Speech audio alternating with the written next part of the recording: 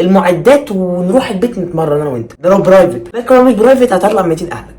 فالمهم نزلت الجيم عادي، كنت هحضر حصه بس كده ايه اجرب هو الجيم ده كويس ولا مش كويس وكده. دفعت ودخلت اللوكر ده ممكن تشوف يعني فيه هدومك مثلا. دخلت اللوكر لقيت ايه، لقيت حاجه غريبه قوي. لقيت اللوكر كله ريحته معفنه، ريحته ناس شخ على الارض.